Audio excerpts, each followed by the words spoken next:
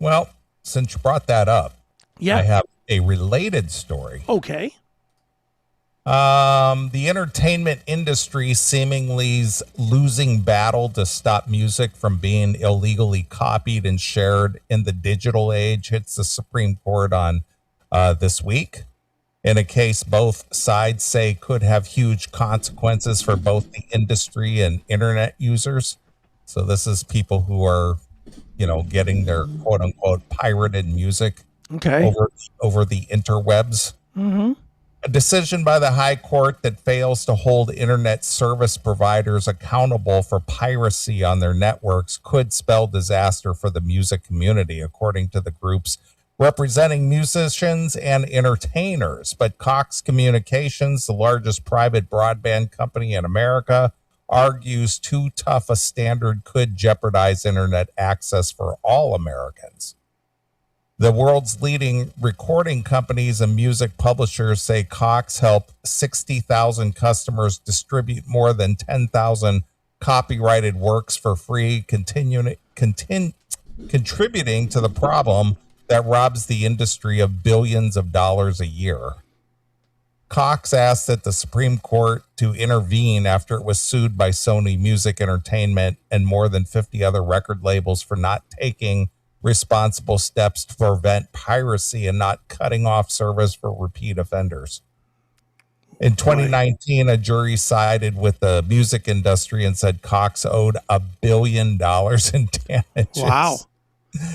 The Richmond-based Fourth U.S. Circuit Court of Appeals threw out the damages, ordering a new trial based on reduced violations. The Supreme Court declined the record label's request to review whether the lower court was right to throw out this type of copyright violation and agreed to hear Cox's appeal over whether the company could still be held liable for materially contributing to copyright infringement.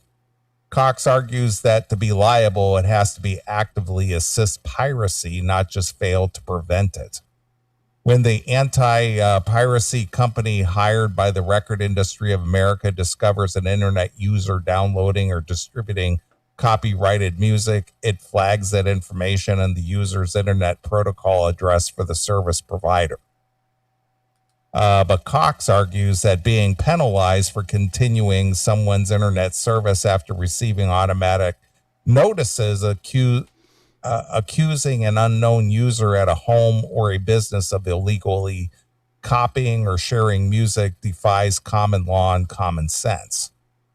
The standard the Fourth Court of Appeal applied to the company's lawyer told the Supreme Court would leave internet service providers no choice but to cut off service to homes, military barracks, hospitals, and hotels based on a bare accusation against one user at an IP address. Yeah, that could be a real problem. Mm-hmm. That notion turns internet providers into the internet police and jeopardizes internet access for millions of users. Cox has the backing of the Department of Justice, tech companies like X and Google, and the American Civil Liberties Union. In a joint filing with other free speech advocates, the ACLU amplified Cox's argument about the potential collateral damage caused by cutting off service based merely on notices from copyright owners, which are nothing more than an untested, unverifiable allegation. Parents' internet access, for example, may be terminated based on the conduct of their children over even their children's friends, the group wrote. A hospital that offers internet access to dozens or even hundreds of patients and their family could find critical access shut off. Groups, on the other hand, say such doom and gloom predictions present a false choice. Cox has less drastic ways of stopping piracy, but didn't use them, the lawyer of the Motion Picture Association said in a brief supporting the music industry. Cox has no one but itself to blame for having made international choice not to take even minimal steps to address its customers' repeat infringement, they wrote. At one point, peer-to-peer file sharing, the most common way music is pirated, made up 21% of all traffic on Cox network. Sony's lawyers also highlighted an email from a Cox manager overseeing compliance with the Digital Millennium Copyright Act, who told his colleagues, F the DCMA. Well, dude, who's downloading? Who do they think is pirating music now?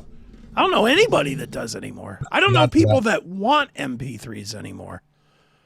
Yeah, I'm not aware of it either. I mean, if this was like early 2000s, this is the whole Napster argument. Yeah. All the way from back then. But I mean, with Spotify and Apple Music and YouTube Music and all that out there, the fuck do you need to pirate music for? It's all out there. Yeah, I know.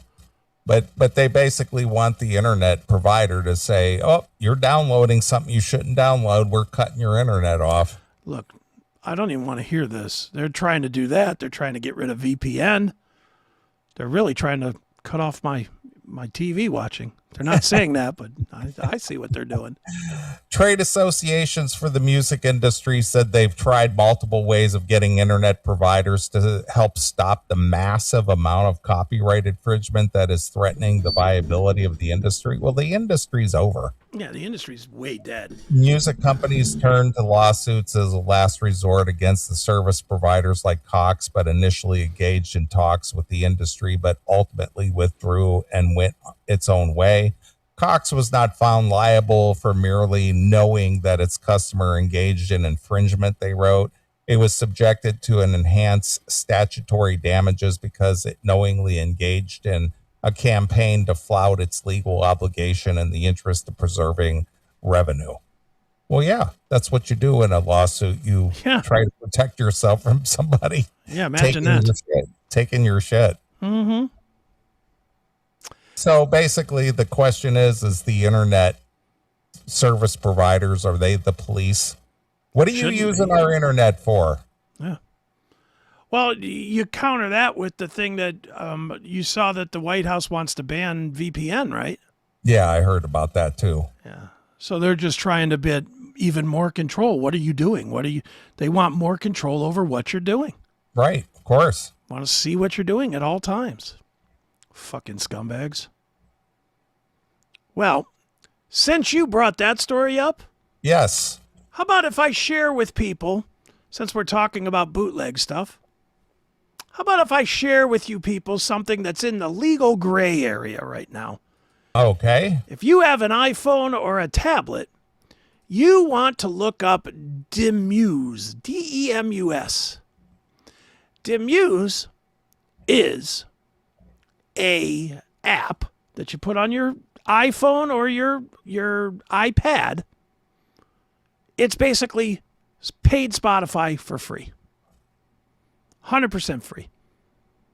You can listen to whatever you want. If it's on Spotify, if it's on YouTube Music, it's on Demuse for free. All right. No commercials. Don't have to pay anything. They do have a paid tier. I have no idea what it's for. Doesn't get you anything more other than I think maybe the commercials are gone on the app. Okay. I've been using this app. It works great. Haven't canceled anything yet because I'm still using YouTube Music. But anybody that does not want to pay for YouTube Music or does not want to pay for Spotify or whatever, the way I understand how this works, and I'll get a little techie here because I did look it up. I was like, how can this be fucking free? How can this be legal? So I looked it up, and they literally say it's in the gray area. Because what they're doing is they're using an API, which Google gives for free to YouTube. They're using the API and then re-engineering it to pass through all the advertising and shit. So for now, this works. I don't know. So it's a backdoor is what it is. It is a backdoor. Yeah. But it's a backdoor that's probably going to become a problem fairly quickly as people find out they'll about figure out a way of shutting that down. Yeah.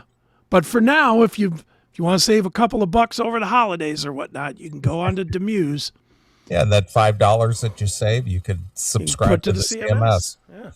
The other thing people really should look at, and I can't stress this enough because it helps the bands, is Bandcamp. Everybody thinks that Bandcamp is just like unsigned bands and shitty local bands and whatnot. It's really not. Dude, if you go and look up like Armored Saint or like I did today, 6 Feet Under, every album they ever did is on there. I mean, it's got legit, it doesn't have all of them. It doesn't have the really, really big acts. There's no Metallica on there. There's no U2 on there. But if it's a mid-Rhino bucket or something, it's on there. All those bands, because they know they can't make money off Spotify, so they put it on Bandcamp where at least they can hawk shirts and hats and shit on the platform while you're listening to it. So I suggest to everybody that they check out Bandcamp because it has really changed from what I think people think it is. So that's my advice based on this piracy thing. Go get Demuse if you have an iPhone. It's worth the download, even if it only works for a month. You still saved a month's worth of Spotify money. Right. So there you have it.